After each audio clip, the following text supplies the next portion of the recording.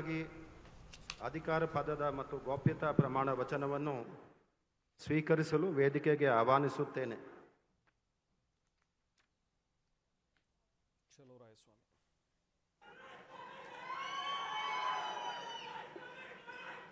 ನಾನು ಎನ್ ಚಲುವರಾಯಸ್ವಾಮಿ ಎಂಬ ಹೆಸರಿನ ನಾನು ಕಾನೂನಿನ ಮೂಲಕ ಸ್ಥಾಪಿತವಾದ ಭಾರತದ ಸಂವಿಧಾನದ ವಿಷಯದಲ್ಲಿ ನಿಜವಾದ ಶ್ರದ್ಧೆ ಮತ್ತು ನಿಷ್ಠೆಯನ್ನು ಹೊಂದಿರುತ್ತೇನೆಂದು, ನಾನು ಭಾರತದ ಸಾರ್ವಭೌಮತ್ವವನ್ನು ಮತ್ತು ಅಖಂಡತೆಯನ್ನು ಎತ್ತಿಡಿಯುತ್ತೇನೆಂದು ಮತ್ತು ಕರ್ನಾಟಕ ರಾಜ್ಯದ ಮಂತ್ರಿಯಾಗಿ ನನ್ನ ಕರ್ತವ್ಯಗಳನ್ನು ಶ್ರದ್ಧಾಪೂರ್ವಕವಾಗಿ ಮತ್ತು ಅಂತಃಕರಣ ಪೂರ್ವಕವಾಗಿ ನಿರ್ವಹಿಸುತ್ತೇನೆಂದು ಭಯ ಅಥವಾ ಪಕ್ಷಪಾತವಿಲ್ಲದೆ, ರಾಗ ದ್ವೇಷವಿಲ್ಲದೆ ಎಲ್ಲ ಬಗೆಯ ಜನರಿಗೆ ಸಾಂವಿಧಾನಿಕ ಮತ್ತು ಕಾನೂನಿಗೆ ಅನುಸಾರವಾಗಿ ನ್ಯಾಯವಾದದ್ದನ್ನೇ ಮಾಡುತ್ತೇನೆಂದು ದೇವರ ಹೆಸರಿನಲ್ಲಿ ಮತ್ತು ನನ್ನ ಅಜ್ಜನ ಹೆಸರಿನಲ್ಲಿ ಪ್ರಮಾಣ ಮಾಡುತ್ತೇನೆ.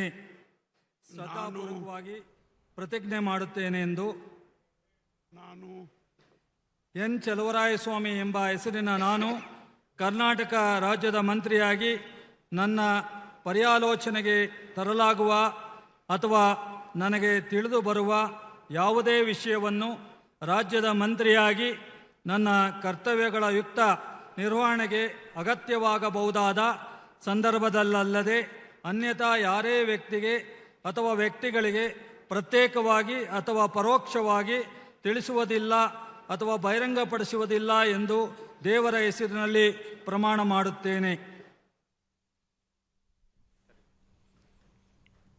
ಎನ್ ಚಲುವರಾಯಸ್ವಾಮಿ ಈಗ ಮತ್ತೊಮ್ಮೆ ಸಂಪುಟದಲ್ಲಿ ಸಚಿವರಾಗಿ ಪ್ರಮಾಣ ವಚನವನ್ನು ಈಗ ಸ್ವೀಕರಿಸಿದರೆ ನಾಗಮಂಗಲ ಕ್ಷೇತ್ರದಿಂದ ಗೆದ್ದಿರುವಂತಹ ಚಲುವರಾಯಸ್ವಾಮಿ ಪ್ರಬಲ ಒಕ್ಕಲಿಗ ಸಮುದಾಯಕ್ಕೆ ಸೇರಿರುವಂಥವ್ರು.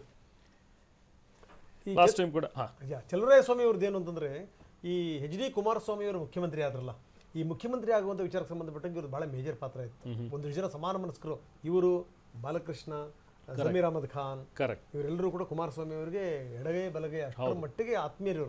ಇವರೆಲ್ಲರೂ ಕೂಡ ಸೇರ್ಕೊಂಡು ಏನು ಅಂದ್ರೆ ಕುಮಾರಸ್ವಾಮಿ ಅವ್ರದ್ದು ಚರ್ಚೆ ಮಾಡ್ಬೇಕಾದ್ರೆ ನೀವ್ಯಾಕೆ ಮುಖ್ಯಮಂತ್ರಿ ಆಗಬಾರ್ದು ಅನ್ನುವಂಥ ಚರ್ಚೆ ಬಂದು ಅದು ಕೊನೆ ಕಾರ್ಯರೂಪಕ್ಕೆ ಬಂದಿದ್ದು. ಇದೆಲ್ಲದೂ ಕೂಡ ಒಂದು ಇತಿಹಾಸ. ಅದಾದ್ಮೇಲೆ ಏನಂದ್ರೆ ಅವರವರಲ್ಲಿ ಬಂದಂಥ ಮುನಸು ಕೊನೆಗೆ ಬದಲಾದಂಥ ಸಂದರ್ಭ ಸನ್ನಿವೇಶದಲ್ಲಿ ಅವರು JDS ಅನ್ನು ತೊರೆದು ನಂತರ ಅವರು ಕಾಂಗ್ರೆಸ್ಗೆ ಬಂದಿದ್ದು ಇದನ್ನು ನೋಡಿದ್ವಿ.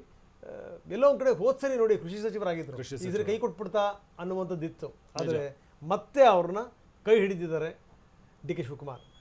ತುಂಬ ನೇರವಾಗಿ DK ಶಿವಕುಮಾರ್ ಅವರ ಪರವಾಗಿ ಅವರು ಬ್ಯಾಟಿಂಗ್ ಮಾಡಲಿಲ್ಲ ಅಂದರೂ ಕೂಡ DK ಶಿವಕುಮಾರ್ ಅವರ ಪರವಾಗಿರುವಂಥ ಗುಂಪಿನಲ್ಲೇ ಗುರುತಿಸ್ಕೊಂಡಿದ್ರು. ಈಗ ಮತ್ತೆ ಅವರು ಮಂತ್ರಿಯಾಗಿ ಪ್ರಮಾಣ ವಚನ ಸ್ವೀಕಾರ ಮಾಡಿದ್ದಾರೆ ನೋಡಿ. ಅದಕ್ಕೆ ಇಬ್ಬರಿಗೆ ಈ ಕಡೆ ಭಾಗದಲ್ಲಿ ಮಂತ್ರಿಗಳನ್ನಾಗಿ ಮಾಡಿರೋದು. ಕಾರಣ ಏನಪ್ಪಾ ಅಂತಂದ್ರೆ